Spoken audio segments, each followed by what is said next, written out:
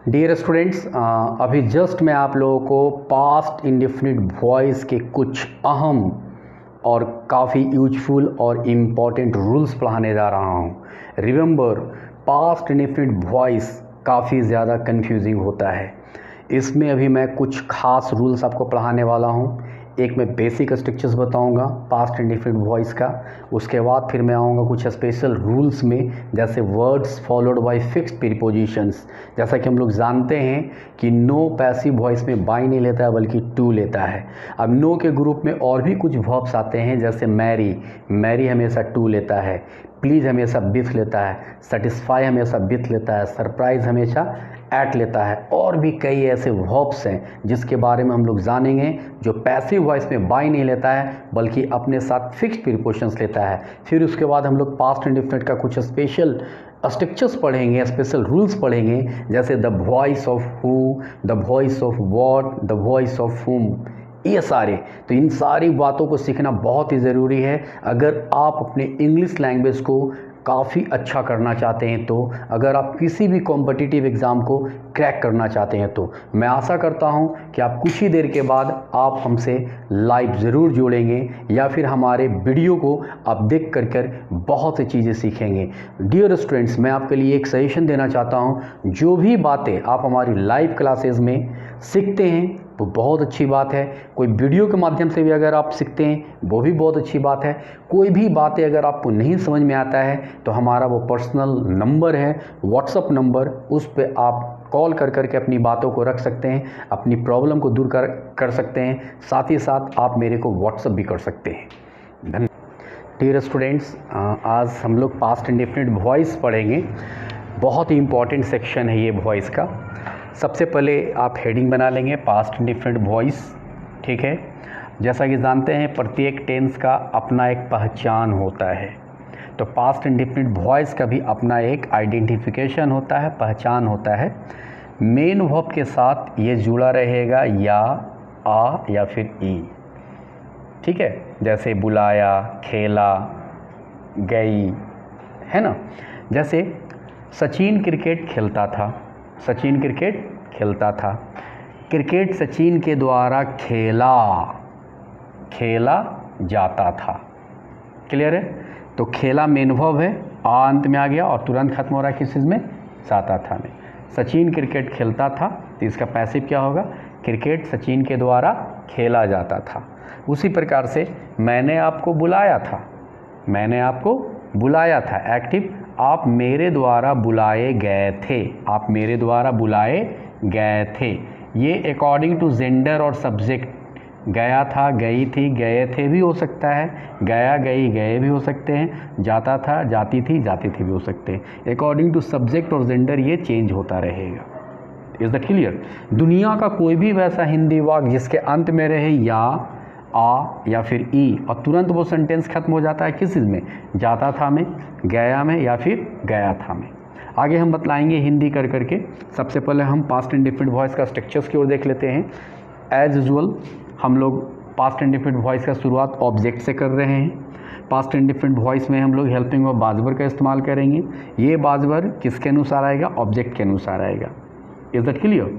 फिर इसके बाद जानते हैं कि किसी भी पैसिव वॉइस में हम लोग वर्ब का थर्ड फॉर्म इस्तेमाल करते हैं, शुरू से हम लोग सीखते आ रहे हैं। तो यहाँ पे एक्टिव में V2 होता है पास्ट इंडेफिनिट टेंस में, और जब हम वॉइस करते हैं तो क्या वो V2 बदल जाता है, V3 में बदल जाता है। फिर उसके बाद बाय, फिर उसके बाद सब्जेक्ट देना होता है। क्लियर है।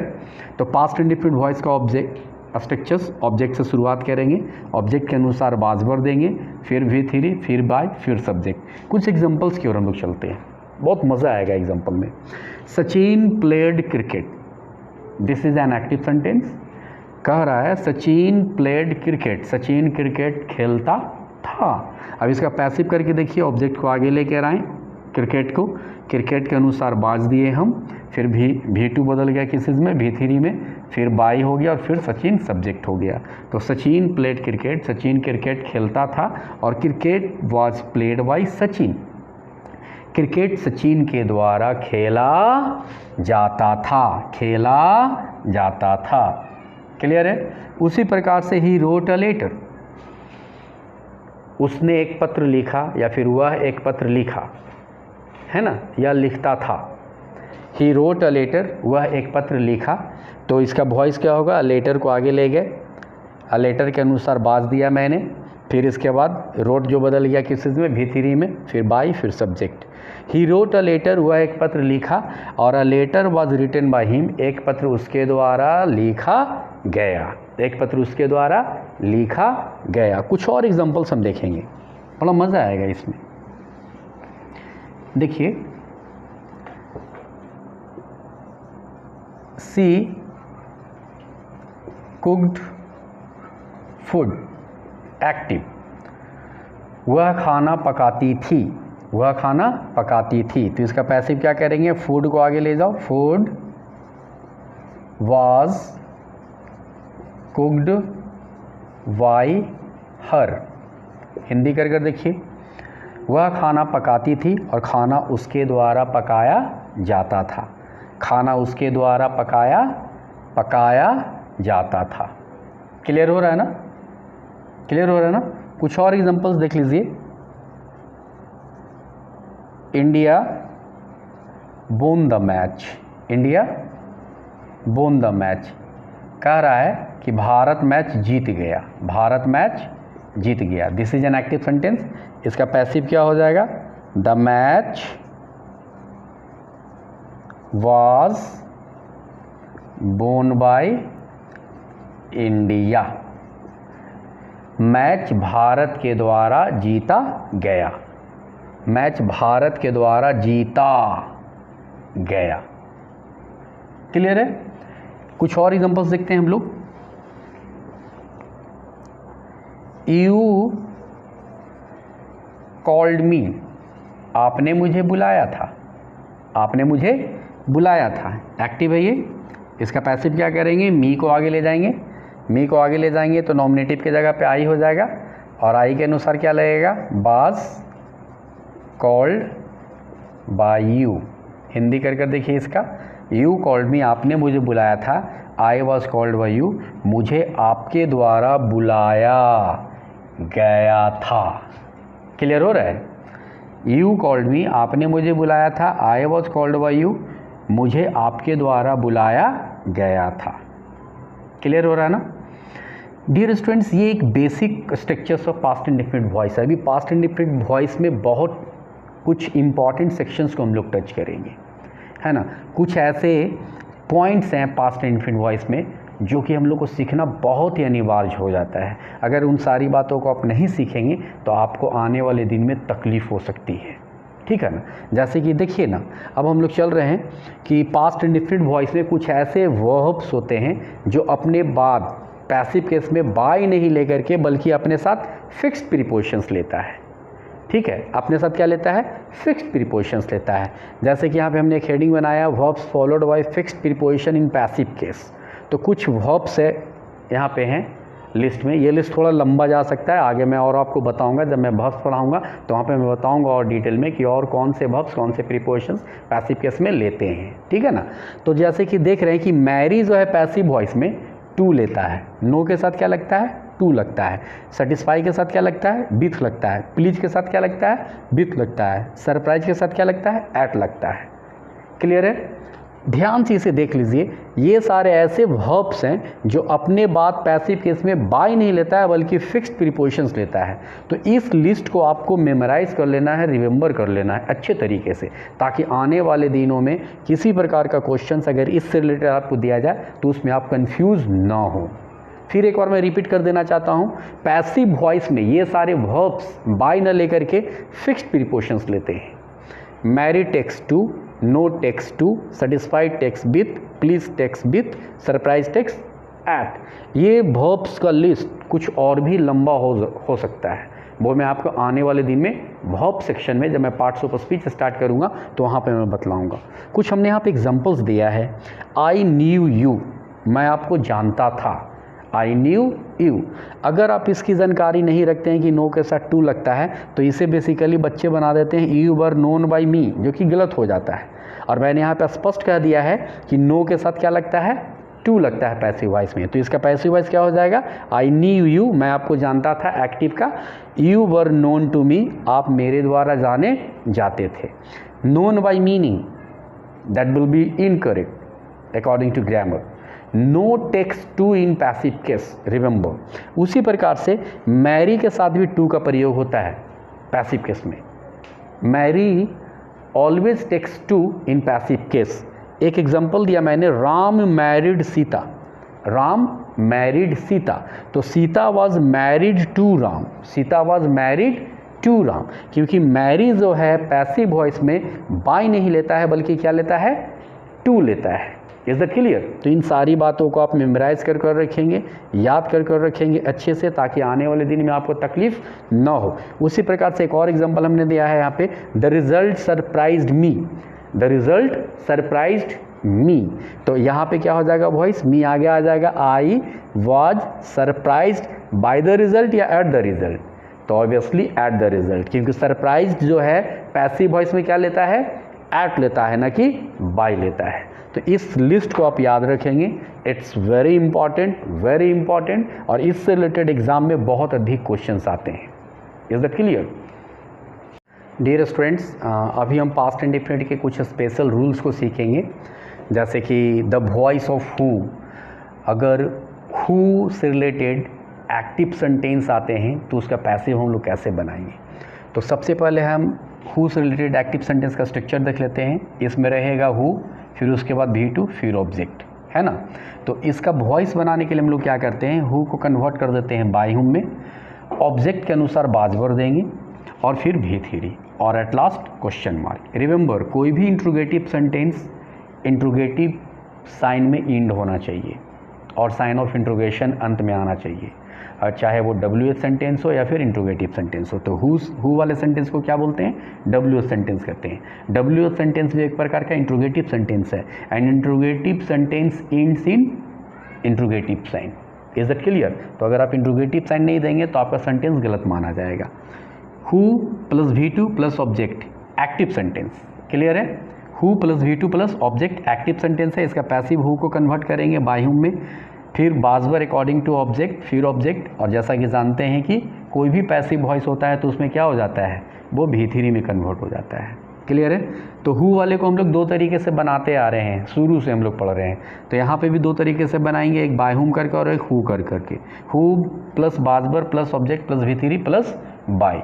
जैसे देखो ना, एक एग्जाम्पल हमने दिया है छोटा सा, हु किल्ड द स्नेक. सांप को किसने मारा, सांप को किसने मारा, या फिर सांप को किसने मारा था. तो यहाँ पे वॉइस को दो तरीके से बनाएंगे, by whom was the snake killed. By whom was the snake killed. By whom हो गया, यहाँ पे बाज हो गया, द स्नेक ऑब्जेक्ट हो गया, और किल्ड V3 हो गया, है ना. एक तरीके से और से बना सकते हैं, हु से बना सकते हैं, who was the snake killed by. Clear है? हिंदी कर कर देखो, बड़ा प्यारा हिंदी इसका होगा, who killed the snake. Who killed the snake, सांप को किसने मारा था, तो by whom was the snake killed, सांप किसके द्वारा मारा गया था. या फिर who was the snake killed by, Hindi वही होगा. कुछ और एग्जांपल्स मैं देता हूँ हु से रिलेटेड पास्ट इंडेफिनिट वॉइस में. देखिए, हु ब्रोक द चेयर, है ना. हु ब्रोक द चेयर, कुर्सी कौन तोड़ा था, कुर्सी कौन तोड़ा था. This is an active sentence. इसका पैसिव क्या हो जाएगा, हु को कन्वर्ट कर दो पहले बाय में, बाय हुम में, बाय हुम, चेयर ऑब्जेक्ट है तो यहाँ पे बाज हो जाएगा, है ना. फिर ऑब्जेक्ट द चेयर ब्रोकन.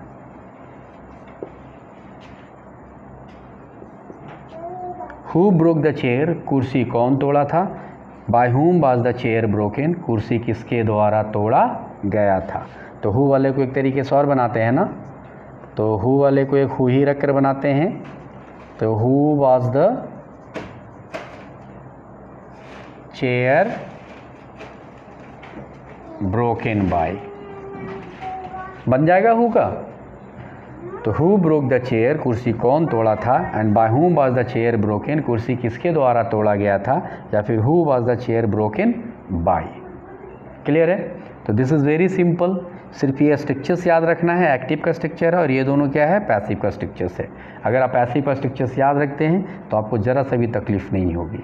हाँ, एक बहुत ही इंपॉर्टेंट एग्जांपल अभी मैं यहाँ पे देने जा रहा हूँ और मैं आशा करता हूँ कि उसमें आप लोग को थोड़ी बहुत तकलीफ़ ज़रूर होगी।